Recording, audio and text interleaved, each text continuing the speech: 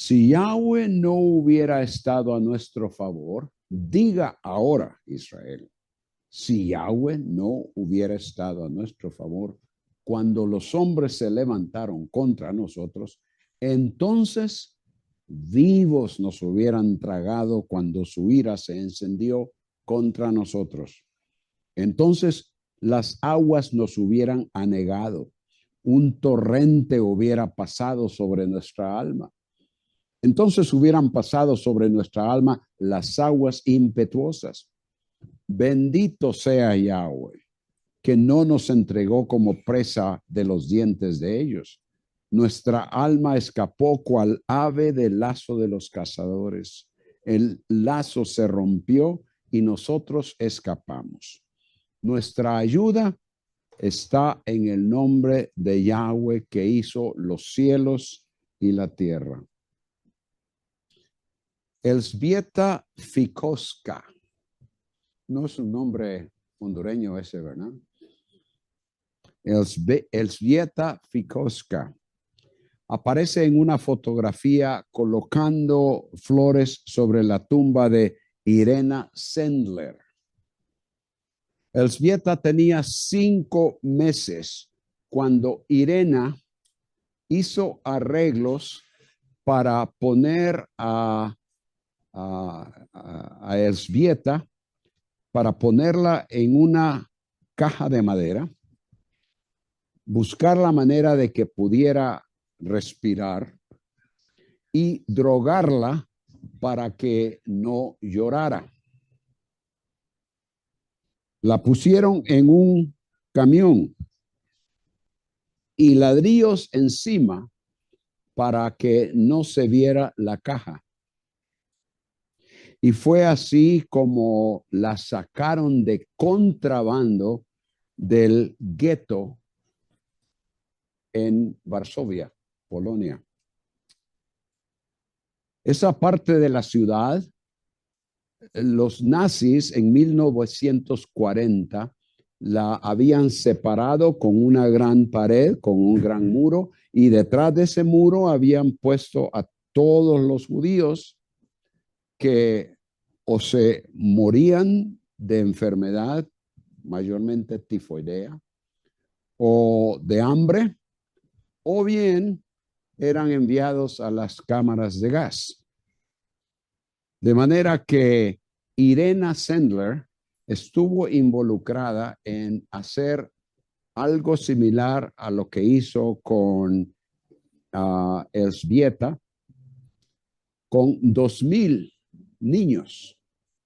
Y así pudo salvar a esos niños que fueron puestos en casas de personas que obviamente no eran judíos, y así pudieron salvarles la vida.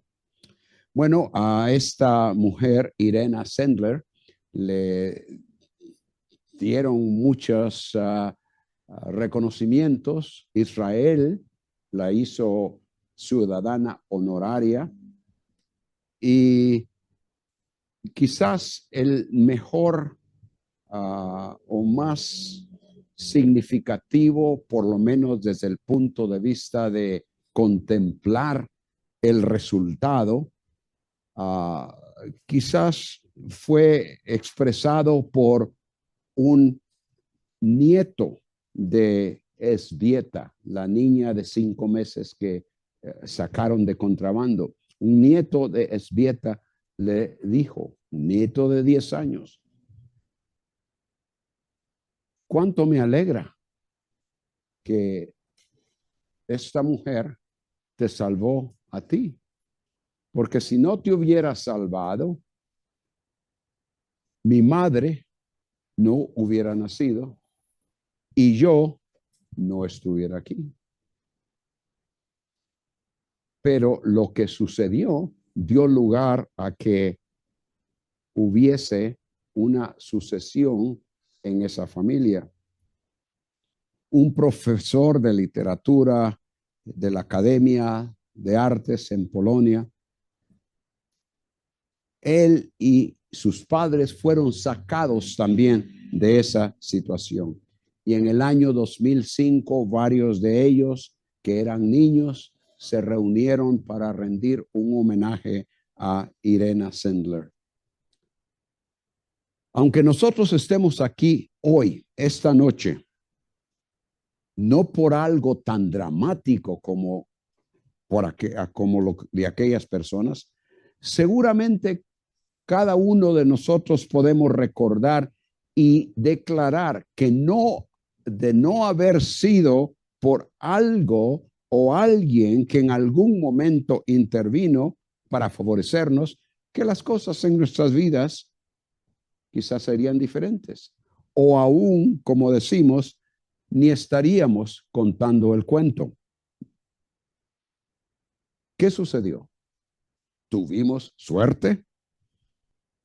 El escritor de uno de los salmos acertadamente exclamó lo que leímos al principio. Si Jehová no hubiera sido mi ayuda,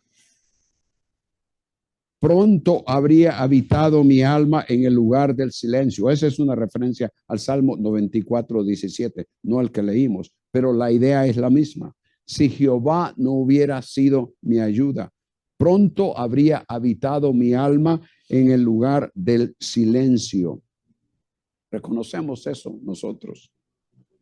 David en este salmo, porque según el título fue escrito por David, David en este salmo, ahí tienen el resumen, testifica que solo la ayuda divina pudo librarles de perecer a manos de sus enemigos. Y como resultado, como reconocimiento de eso, él exhorta a Israel a proclamar esa liberación, esa salvación, alabándole, reconociendo lo que Dios hizo y declarando su protección y poder. Como decía, creo que la mayoría de nosotros, si no todos, podemos testificar de algo que sucedió en nuestras vidas cuando alguien intervino para que hoy pudiésemos estar aquí. Obviamente sabemos que esto se debe a lo que el Señor ha hecho en nuestras vidas, pero la aplicación que tenemos es que tan solo por la providencia divina es que hemos sido preservados para estar hoy aquí. Entonces, reconociendo eso, alabémosle, declarando y confiando en su persona y poder. En los versículos 1 y 2 tenemos este principio y también otros versículos que vienen después, pero comenzando con el 1 y 2, tenemos el principio de que la presencia divina a nuestro favor nos protege de lo que nos acecha. Por medio de la suposición, en este versículo, versículos 1 y 2, por medio de la suposición de una condición y su resultado, se presenta una realidad. La suposición es de no haber estado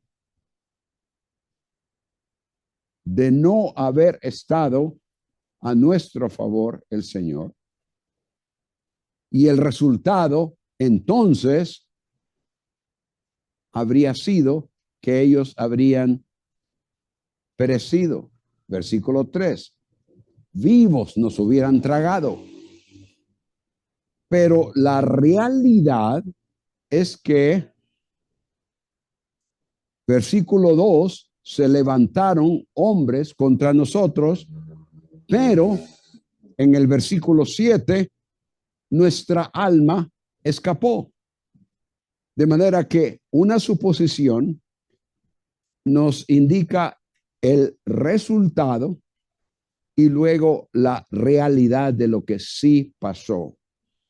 La realidad es que el Señor estaba presente y fue Él quien intervino a favor de David y evidentemente otros.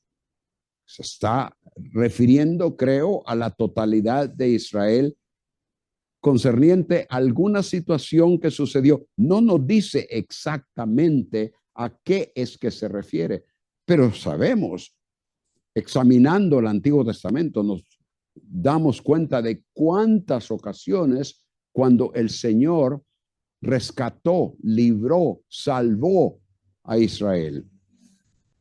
Prácticamente puede aplicarse esto a cualquiera de las muchas ocasiones en que eso sucedió. ¿Fue quizás algún ataque por parte de enemigos? Los filisteos en particular eran los acérrimos enemigos de Israel durante el tiempo de la monarquía y aún antes de eso, durante el tiempo de los jueces. Fue en el caso de David mismo, la revolución, el golpe de estado que su propio hijo Absalón intentó darle, o fue durante el tiempo cuando estaba antes de ser el rey continuamente perseguido por Saúl. No sabemos. Haya sido uno u otro suceso, el punto es que el salmista reconoce que fue la intervención divina a favor de él y de otros que les libró de perecer. El ataque fue tan fuerte como para hacerlos desaparecer. Notar en el versículo 3, hombres se levantaron contra nosotros. Y dice, su ira se encendió. El ardor de su ira contra nosotros no fue un peligro pasajero o liviano. Esto les amenazó con desaparecer del mapa. La amenaza era total extinción. Y luego en el versículo 3 lo describe, lo compara a una fiera que en desesperación se atraganta, se traga la presa. Entonces vivos, dice el versículo 3, nos hubieran tragado. La idea es precisamente esa, una fiera que está tragando su presa.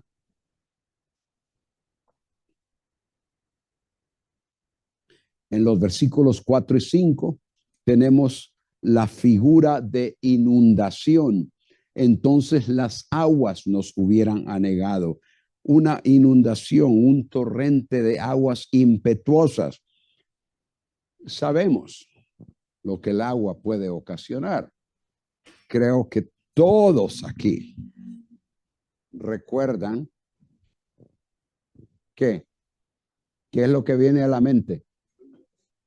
Bueno, el diluvio, pero en términos personales, aquí, ustedes, Honduras, ¿qué viene a la mente? Mitch. Y ya algunos de ustedes saben, tal vez los jovencitos no, ¿verdad? Pero los ya grandecitos sí se acuerdan. Bien. Todos los años, en todo lugar, hay algo que marca la vida de las personas y para muchos el fin de su existencia. Según piensan, aparte del diluvio, la inundación de mayores proporciones que se ha llevado en la tierra hasta donde se sabe en términos de noticias y récords que hay. En 1931 en China, con seguridad, 1 millón de personas perecieron y dicen que posiblemente hasta 4 millones con una inundación en China. Israel sintió a los enemigos como un torrente imposible de detener o sobrevivir. La destrucción sería total. Dijo David, si no hubiese sido Jehová quien estaba por nosotros, entonces hubieran pasado sobre nuestra alma las aguas impetuosas. no había posibilidad humana de que Israel fuera librada del feroz ataque y de la devastación de los resultados. Lo que hizo la diferencia, una vez más, la ayuda que vino del Señor. El Dios que se reveló como el único Dios, que estableció un acuerdo con Israel con promesas de bendición inquebrantables. Ningún otro ayudador podría haber hecho algo. La presencia poderosa del Señor intervino y les sacó de lo que habría sido una exterminación segura. David estaba consciente de eso y quiso que toda la nación lo reconociera. Por eso vemos ahí en ese versículo 1 que él hace un llamado a que Israel públicamente declarara lo mismo que él ya dijo: si no hubiese sido Yahweh quien estaba por nosotros, no estaríamos hoy aquí. Esa es la primera figura que usa en los versículos 4 y 5 para describir la situación por la que pasaron, pero de la cual fueron librados. La otra figura está en el versículo 7. Es la figura de un Israel atrapado como un pájaro que no tiene posibilidad de escape. Y ante toda la imposibilidad de sobrevivencia o escape, la situación es de no haber estado Yahweh por nosotros. No estarían contando el cuento. Vamos a ver más acerca del versículo 7 más adelante. Pero si hay honestidad en nosotros, cada uno puede testificar de no ser por lo que Dios ha hecho, no estaríamos aquí. No seríamos lo que somos, ni tendríamos lo que tenemos.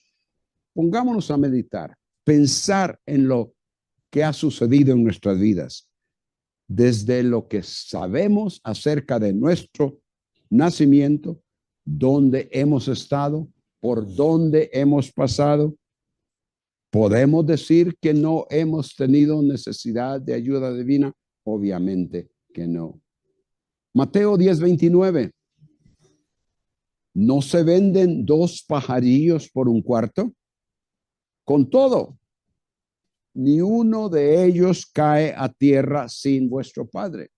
El Señor actuando aún en el existir, la existencia de un pájaro. Salmo 104, no lo vamos a leer, pero anótenlo, especialmente del versículo 10 en adelante, donde da detalles en cuanto a cómo es que toda la creación, animales y todo lo demás, depende de lo que el Señor hace. Juan 1:3, todas las cosas por él fueron hechas y sin él nada de lo que ha sido hecho fue hecho. Colosenses 1:16 y 17, porque en él fueron creadas todas las cosas, y así continúa diciendo para llegar al final del versículo 17, y él es antes de todas las cosas, sí, todas las cosas en él subsisten. Pablo hace el reconocimiento de hasta dónde él ha llegado en su vida, diciendo: por la gracia de Dios soy lo que soy. Primera de Corintios 15:10. Efesios 2:12. Antes, ¿cuál era nuestra situación? ¿Cuál era la situación de los efesios a quienes Pablo escribe?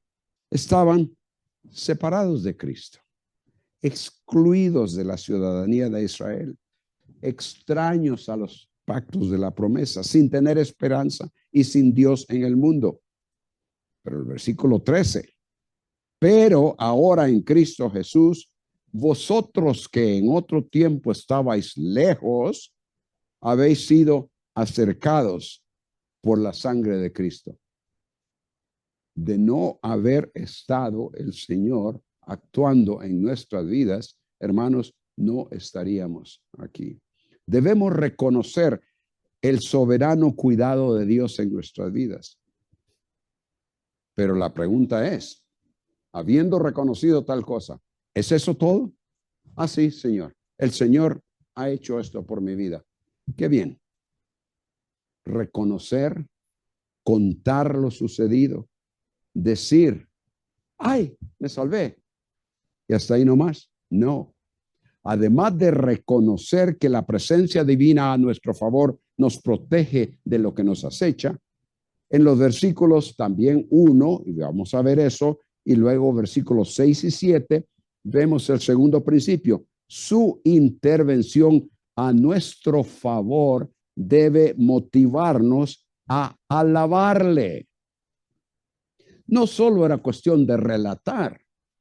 David no se conforma con reconocer y expresarlo personalmente que el Señor ha sido quien les ha favorecido al punto de que están presentes en ese momento y que no han desaparecido del mapa. No solo relatarlo personalmente, sino que ante la oportuna ayuda divina, él exclamó,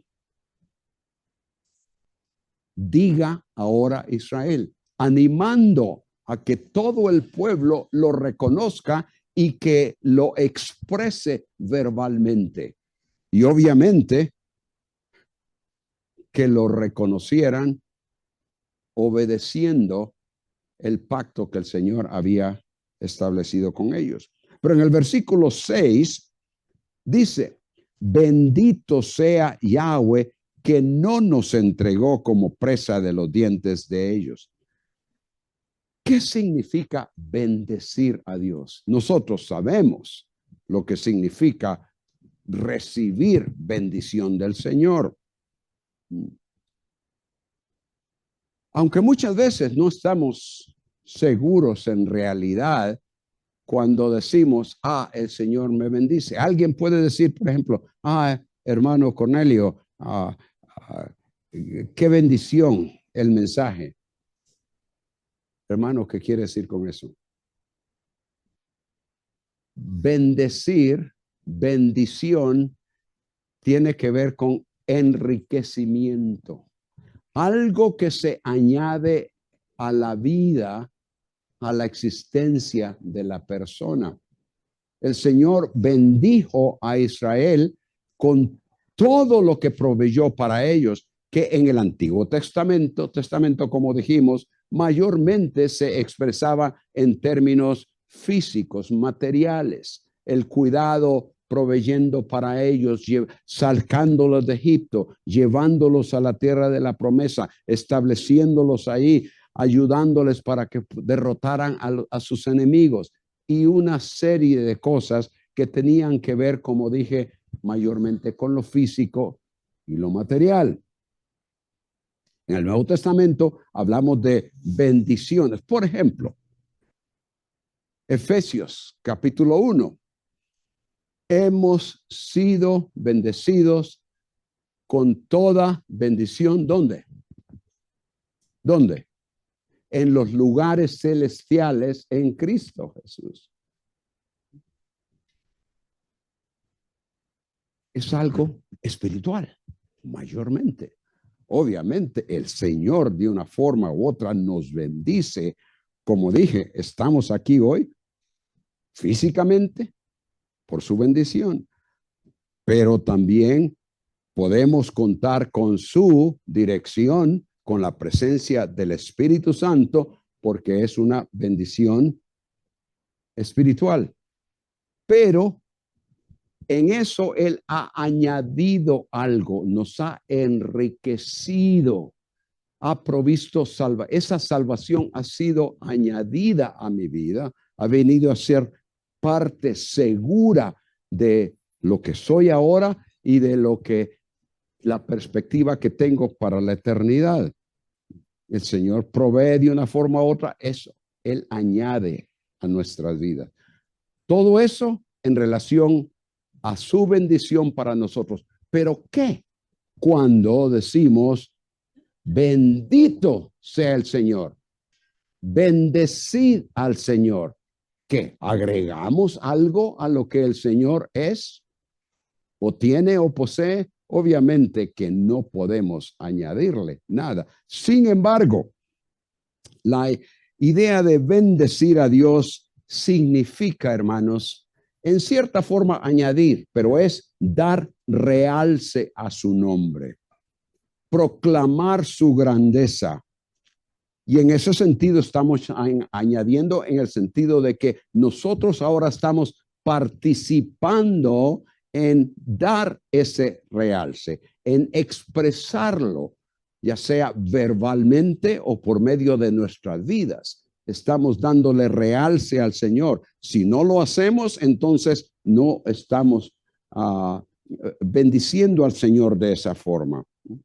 Es alabar y honrar su persona y atributos por lo que Él es y lo que hace. El enemigo amenazó a Israel como una fiera para hacerlo desaparecer instantáneamente, como una inundación que los arrastraría y destruiría.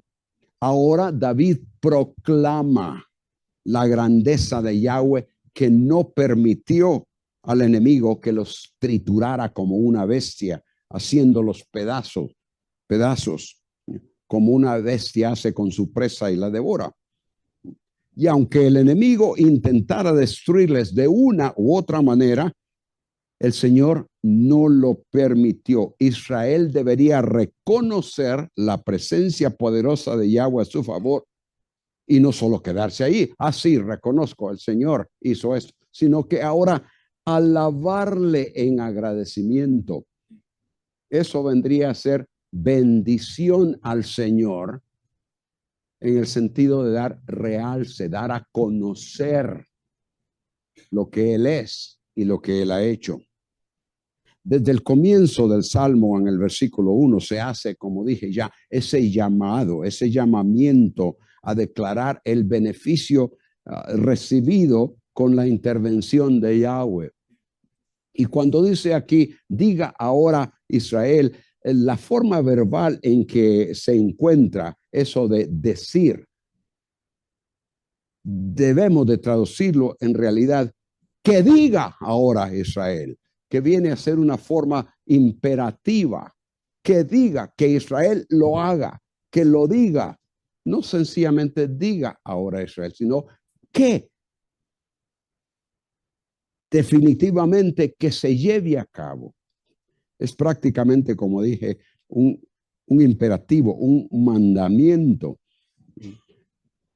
Si bien es cierto que es una frase que expresa deseo, pero como dije, con la fuerza de un imperativo.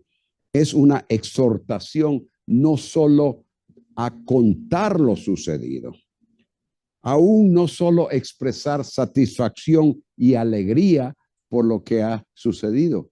El hecho de hacer mención del nombre personal de Dios como el que intervino para evitar las consecuencias del peligro y acecho que estaban expuestos, eso, mencionar el nombre de Él, indica que la intención es proclamar su nombre.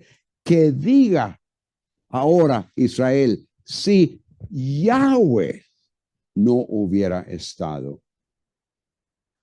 Como sabemos, Reina Valera usa el término, la designación Jehová. Y esa es la parte que no me gusta acerca de la Biblia de las Américas, porque usa Señor con letras mayúsculas, pero Señor en sí no es un nombre personal. Yahweh, o si decimos Jehová, es un nombre personal y es precisamente a lo que se le quiere dar realce. No es cualquiera, no es un Señor, sino es el nombre personal de Él. Y eso indica esa intención de proclamar su nombre, dando realce públicamente, dando a conocer la maravilla que Él realizó, en la que demostró su poder y su misericordia a Israel. El enfoque es: no solo estoy vivo, a salvo, sino que Él lo hizo. Yahweh lo hizo. Nadie más pudo haberlo hecho. Y su nombre, como pueden ver en estos versículos, se menciona 4 veces. En el versículo 1, en el versículo 2, en el versículo 6 y en el versículo 8. Y en el versículo 6 específicamente se dice: quien no nos entregó. Todo está bajo su control. Pudo haberlo hecho, pero no lo hizo. Pudo habernos entregado, pero no lo hizo. Más bien nos guardó, nos apartó de ese peligro. En el versículo 7, más bien, en vez de perecer a manos del enemigo, el testimonio de alabanza es que nuestra alma, y una vez más, recordemos lo que ya hemos dicho en varias ocasiones, y si se les olvida, ¿qué vamos a hacer? Alma, particularmente en el Antiguo Testamento, no se refiere únicamente a la parte interior y espiritual de la persona, sino que es propiamente la persona misma, nuestra alma, nuestras personas, nuestras vidas. Como pájaro escapó de la trampa de los cazadores. La trampa se rompió, dice ahí el lazo, pero es literalmente la trampa se estropeó, se quebró, se rompió y escapamos. ¿Qué facilitó el escape? ¿Casualidad? ¿Suerte? No, fue Yahweh quien hizo que la trampa se estropeara. Y es por eso que se pronuncia bendición, dándole realce a su nombre en el versículo 6. La posibilidad de que un animal escape de la trampa en la que ha caído es poca. Sucede, pero por lo general no. David quiso enfatizar lo que es inusual, lo que muy pocas veces pasa. Sucedió eso en la experiencia de Israel ante la trampa que el enemigo le tendió. Y como dije, el escape no fue por casualidad. David sabía que Dios había intervenido y por eso hace la declaración del versículo 8. Nuestra ayuda está en el nombre de Yahweh que hizo los cielos y la tierra. Pero antes de comentar sobre eso, no dejemos pasar por alto nuestra realidad. Repito y hago énfasis en lo que creo que todos podemos, que creemos y de lo cual podemos testificar.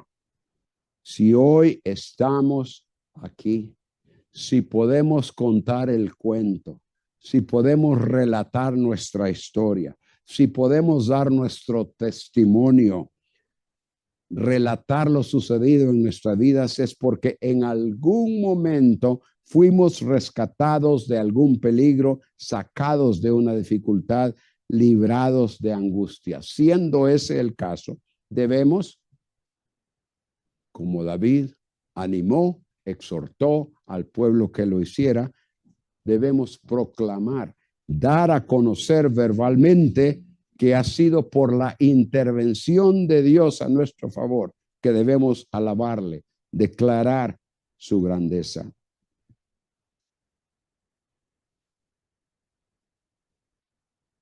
Hace este próximo enero del 2026, será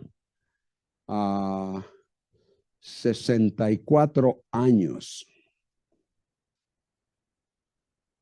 desde que yo acepté a Cristo como Salvador.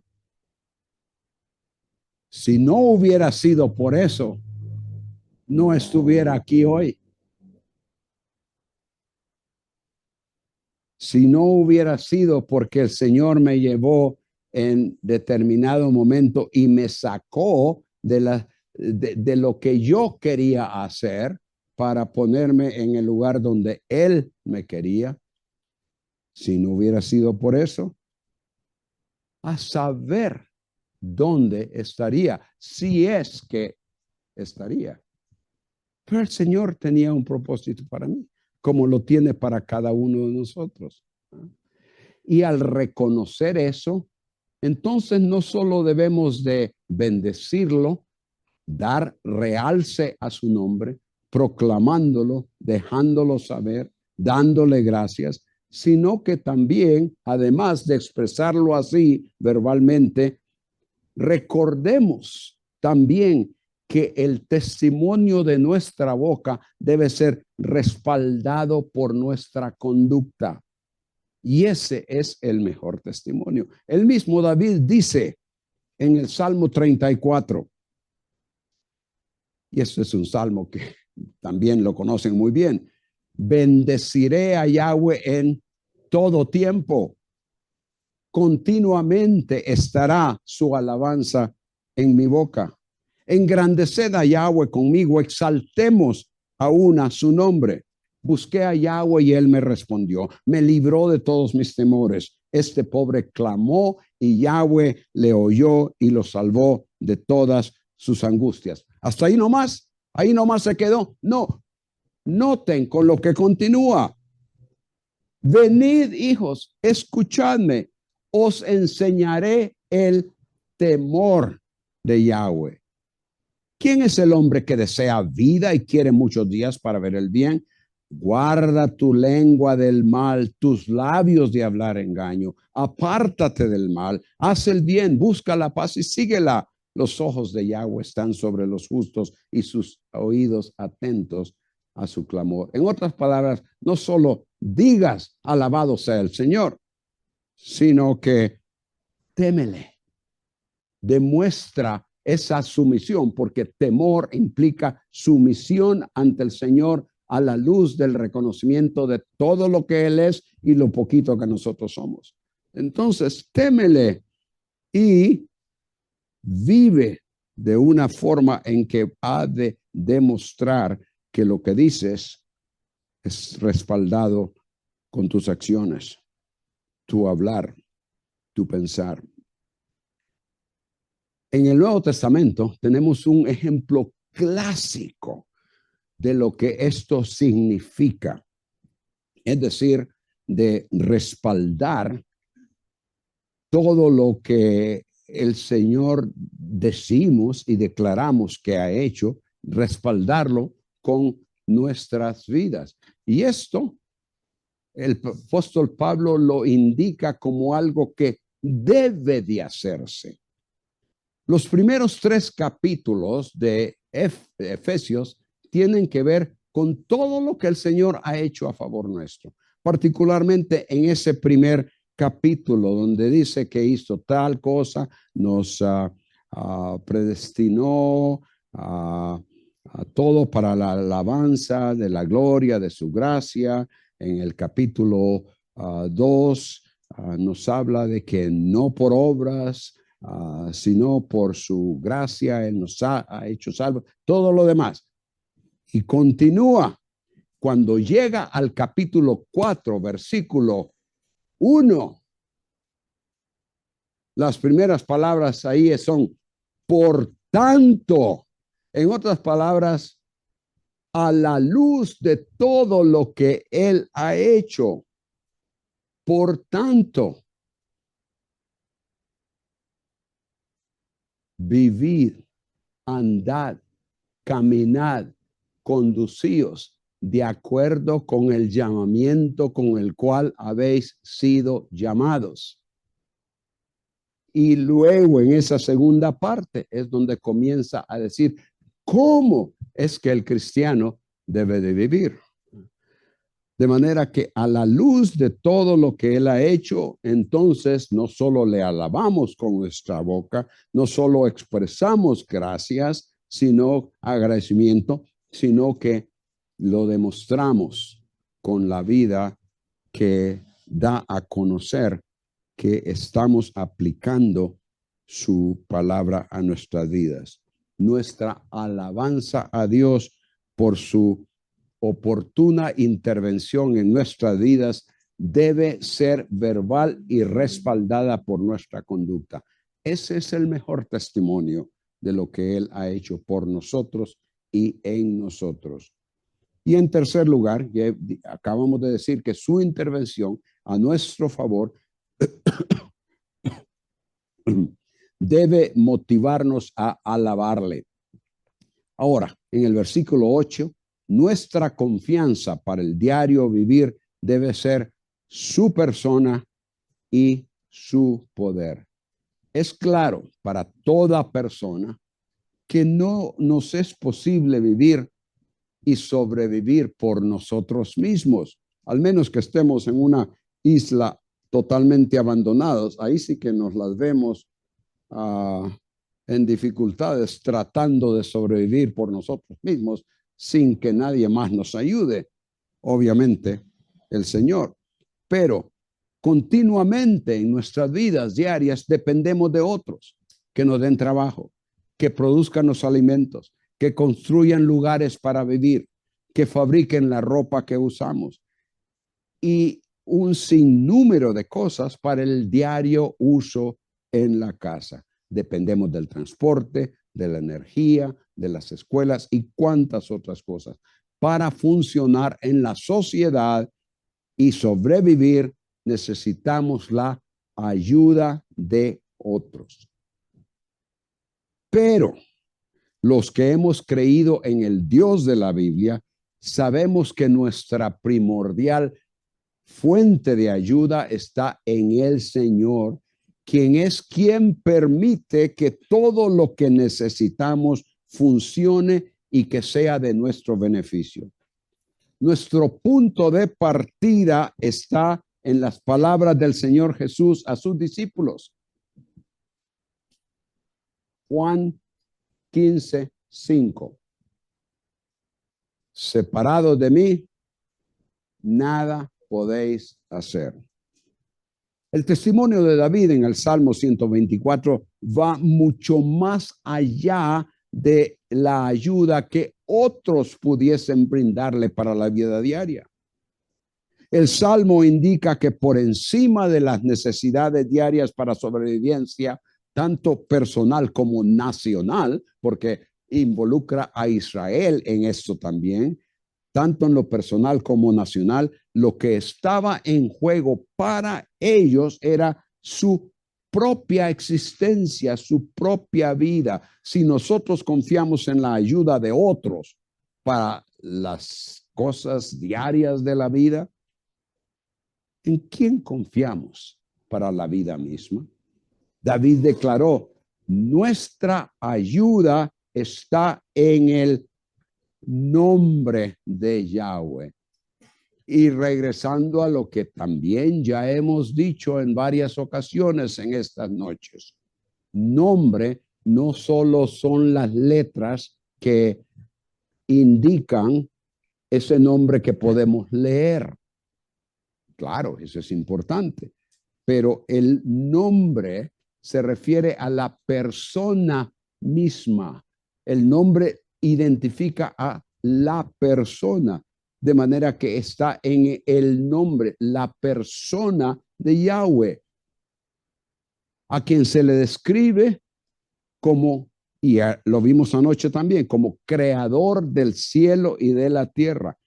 Él sabía que la existencia de Israel, permanecer en su territorio, continuar como nación, no dependían del poder o voluntad humana. Siempre ha habido y hay personas y naciones que desean destruir a Israel.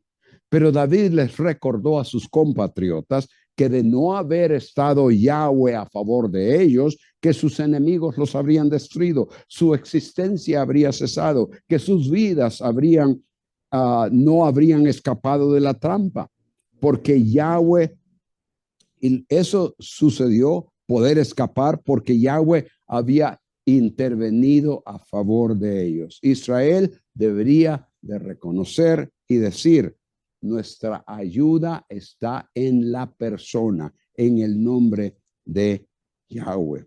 El Salmo entonces deja claro que la ayuda para Israel está en la persona de aquel cuyo poder y autoridad está por sobre todo y todos.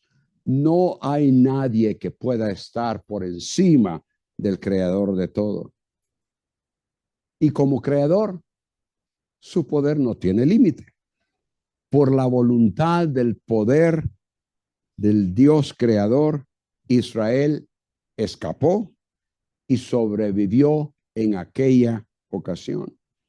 Y es también por su soberanía, su providencia, sus promesas a Abraham, Isaac y Jacob, que Israel existe hoy.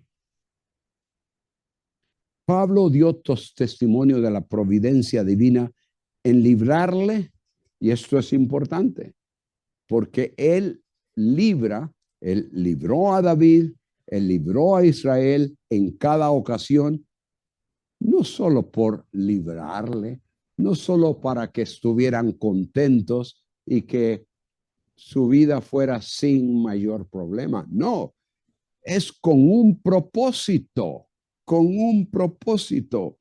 Pablo dio testimonio de eso diciendo, y hemos hecho referencia a este versículo también en las noches anteriores. Segunda de Timoteo 4, 17, 18, cuando él está dando testimonio de lo que sucedió durante su primera defensa, cuando todos le abandonaron, pero el Señor estuvo conmigo y así fui librado de la boca del león y el Señor me librará de toda obra mala y me preservará para su reino celestial. Pero antes de eso dice, para que por mí fuese cumplida, ¿qué? La predicación y que todos los gentiles oyesen. Había un propósito para el cual el Señor había salvado, librado, ayudado a Pablo, como también en el caso de Israel. Sí, agradecemos al Señor y le alabamos porque es en su poder providencial que Él nos ha permitido continuar nuestra existencia día a día. Sin embargo, por muy importante que para nosotros sea nuestra existencia ahora, sabiendo que aquel que resucitó al Señor Jesús, a nosotros también nos resucitará con Jesús. Sí, nuestra existencia ahora es importante y el Señor tiene un propósito para cada uno de nosotros realizar. Él tiene un propósito para su iglesia. Nosotros somos parte de esa iglesia. Hablamos algo de eso hacia el final de nuestro nuestro segundo salmo anoche, pero también podemos nosotros ver hacia el futuro eterno que Él ha preparado para nosotros. Y aunque ahora tengamos que pasar por alguna forma de sufrimiento, en este capítulo de 2 Corintios 4 que comencé a leer, Pablo dice, por tanto, aunque tengamos que pasar por dificultades, no desfallecemos. Antes bien, aunque nuestro hombre exterior vaya decayendo, y sabemos que ese es el caso, ¿no? Sin embargo, nuestro hombre interior, nuestra persona interior, ¿qué pasa? Se renueva día en día. Pues esta aflicción leve y pasajera nos produce un eterno peso de gloria que sobrepasa toda comparación, al no poner nuestra vista en las cosas que se ven, sino en las que no se ven, porque las cosas que se ven son temporales, pero las que no se ven son eternas. Porque sabemos que si la tienda terrenal, que es nuestra morada, es destruida, tenemos de Dios un edificio, una casa no hecha por manos, eterna en los cielos. Eso es algo que el Señor nos ha revelado mayormente en el Nuevo Testamento. Esas verdades no eran totalmente conocidas para Israel. Y por eso es que ellos se concentran en el hecho de que, ahora estamos vivos porque el Señor nos libró. Él evitó que el enemigo nos exterminara.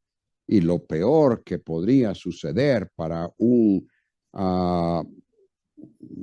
israelita en ese tiempo, con el conocimiento limitado que tenían en cuanto a el programa de Dios para el hombre, para el que cree en él, en el Señor, para ellos lo peor que podía suceder era que su vida terminara